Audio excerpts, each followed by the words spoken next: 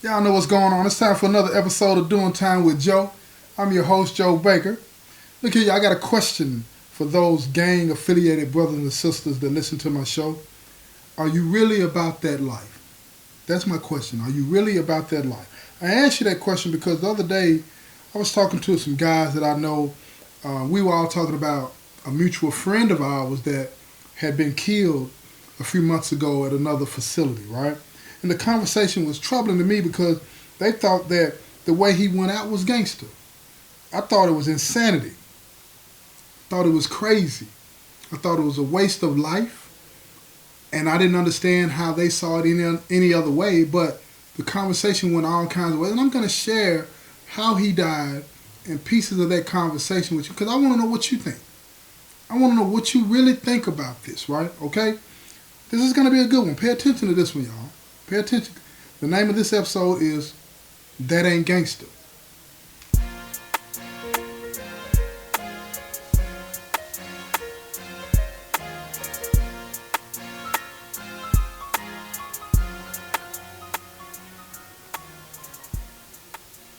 All right, here we go, y'all. The other day, right, we were kicking it, man. A few of the guys and myself, we were all sitting back talking about this friend of ours that we knew.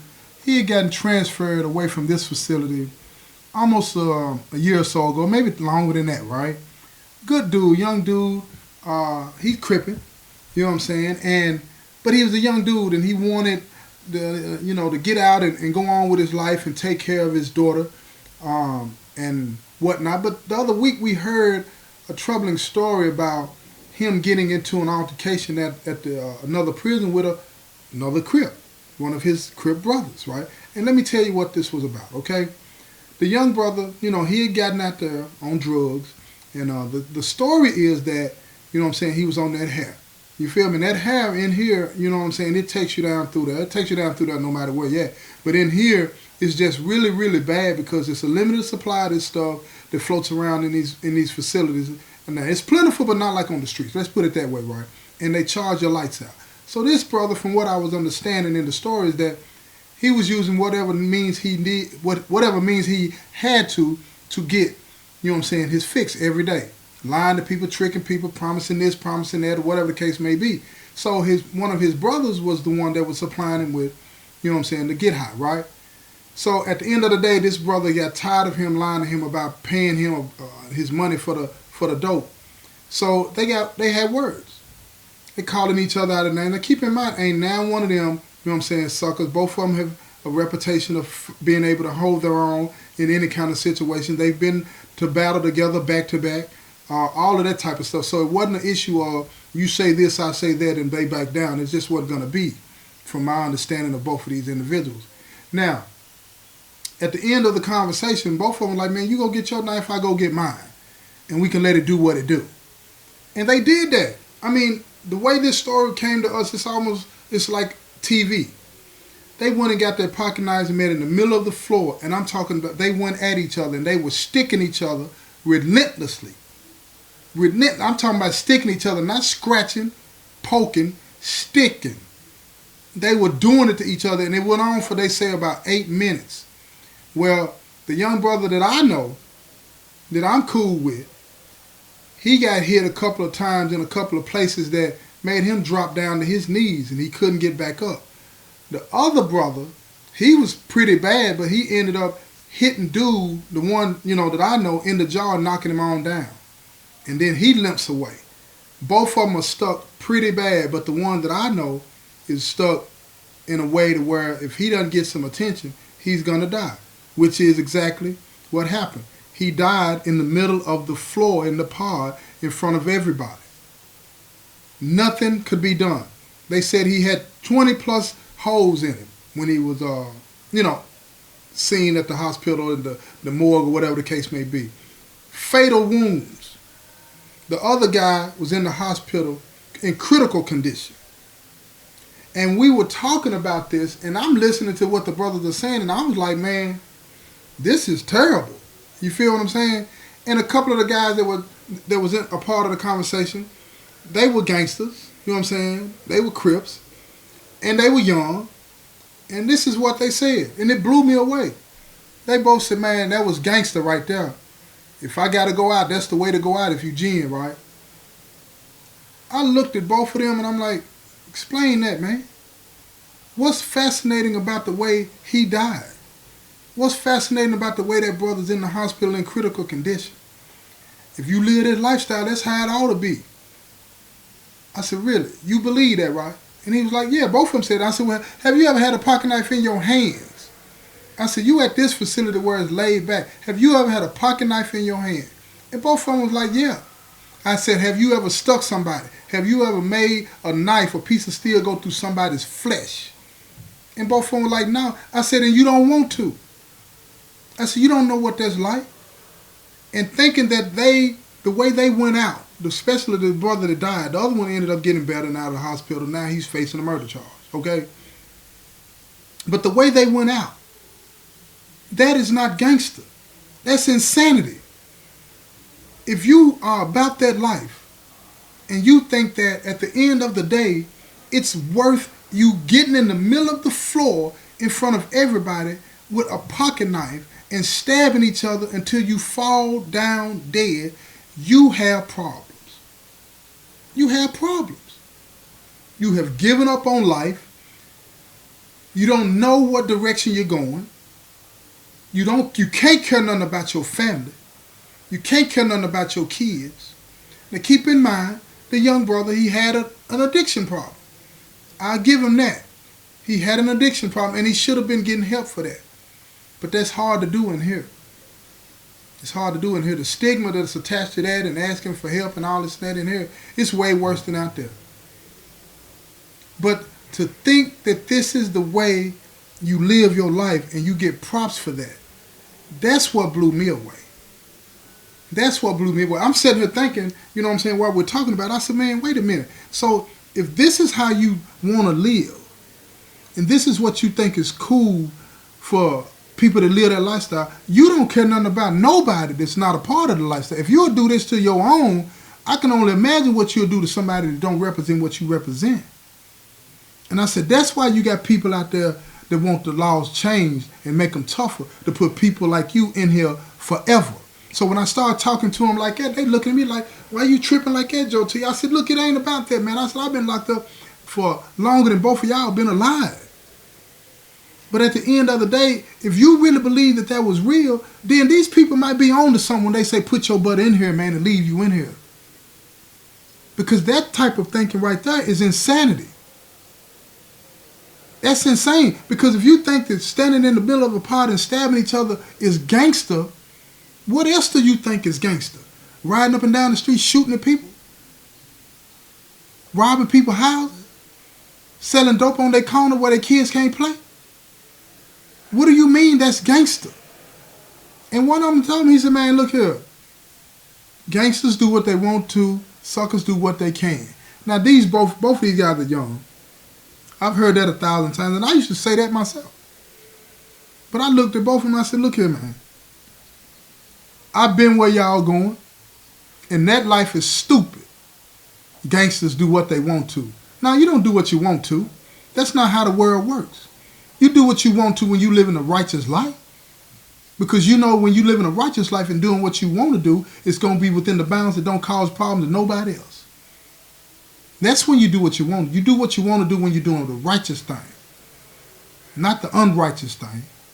I said, you're going to learn that the hard way.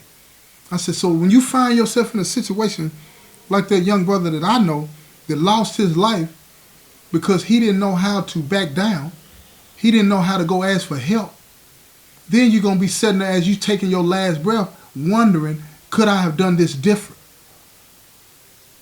And then everybody's looking at me. By now, it's like 8 or 10 people done walked up on the scene and all this and that, looking at me like I'm crazy. One of them said, you sound like the police. I said, man, this ain't about being no police, man. This ain't about being no police. This is about making sense.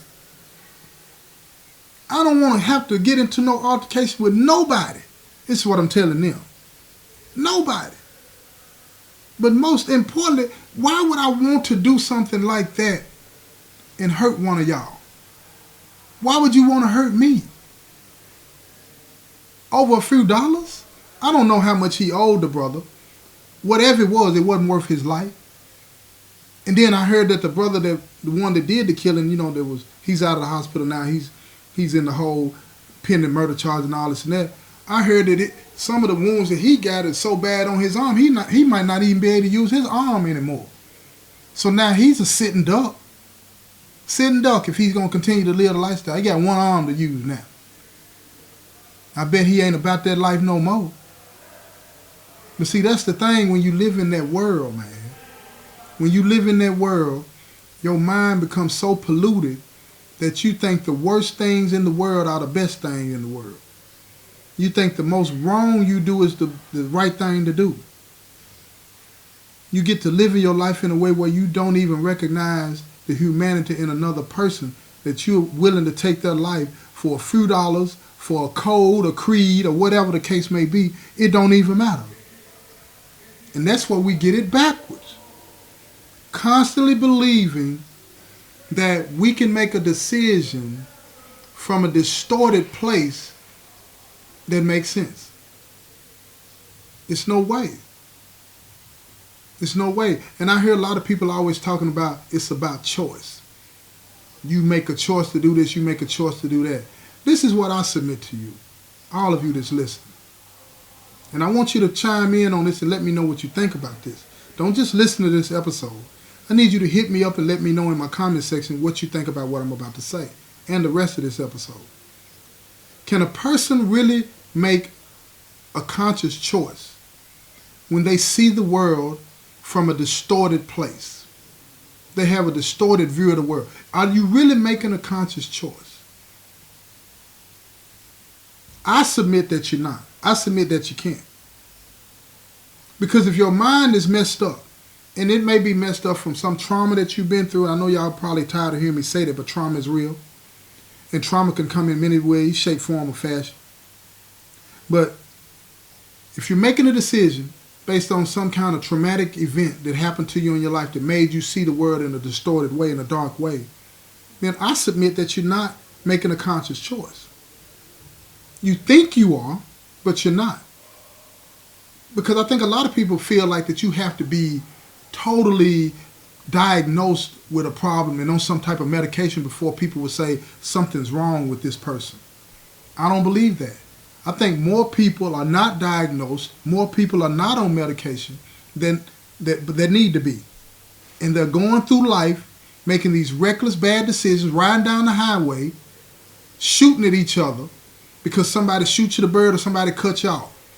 Are you telling me that a person that decides to shoot and kill somebody from that standpoint is making a conscious choice? No, he's making a distorted choice. Distorted. If that makes you upset, the question is, why does it make you upset? And when you're talking about my friend, the one that got killed, I'm sitting here saying to myself, when he decided that I need these drugs and I'm going to get these drugs no matter how and no matter what I got to do, he was making a decision from a distorted place. His mind was gone. And if you believe that addiction is real, then you have to believe that something was wrong with it. You have to believe that. And he thought that made sense to him because all he wanted was his fix. And then the brother that decided to confront him about his money, illegally making the money, doing something wrong, when that brother decided to confront him, he's coming from a distorted place as well. So you got two people coming from a place that's dirty and dark, and they both make a decision to stab each other. And one of them gets stabbed to death. And you're saying that they made a conscious choice. It's a distorted choice from a place of brokenness, pain, and misery. It's no different when a person chooses to cheat on his wife, beat his kids, whatever the case may be. You're coming from a distorted place. Because if you were coming from a place of love and understanding, consciousness, and awareness, you wouldn't dare do it. Remember that. You wouldn't dare do it. But again, I get it. I get it. All I'm trying to do is get you to see that this lifestyle is not that. And if you think it is, sit down. And if you don't see it, and just question it. And ask somebody that don't live the lifestyle what they would recommend to you to help you. Ask them for help. You don't have to understand it fully, but know this. Living your life this way, in the way that these two brothers did, it can't lead to anything fruitful. It just can't. And I would hope that you learn that sooner rather than later and not end up in a pine box being shipped home to your mother and father from the penitentiary, or being in the hospital, getting out of the hospital with one arm so badly damaged that you can't even use it anymore. But you say you're about that life. This has been another episode of Doing Time with Joe. I'm your host, Joe Baker, and I say peace, y'all.